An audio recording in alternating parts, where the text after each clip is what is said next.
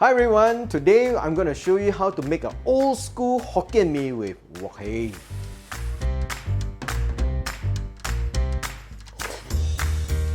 When I was younger, whenever you go to a Chinese restaurant and you order Hokkien Mee, you don't get the kind that is served at the hawker center. You get this one with flat yellow noodles that is braised. So that's the dish that I'm going to show you today.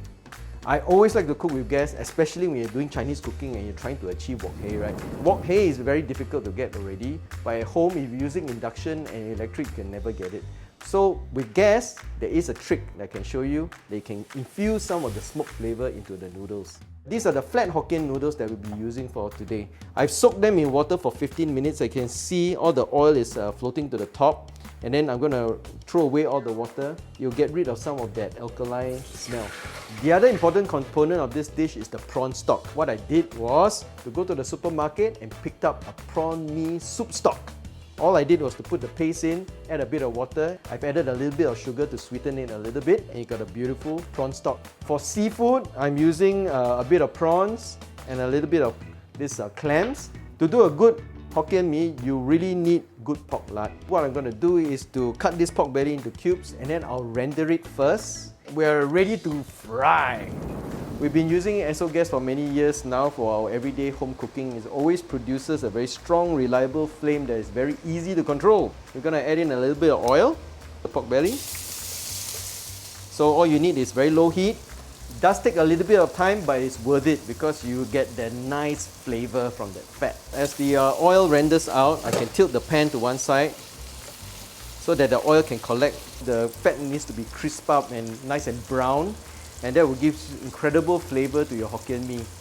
For me, that is one of the essential flavours in this Hokkien Mee dish. So this part, you have to be a little bit careful. Make sure you don't have your kids around and make sure you don't have anything flammable around the stove. What we need is some Chinese wine. Okay, then we quickly put in the noodles. When you're frying the noodles, I prefer to use a chopstick because we don't want to break the noodles, right?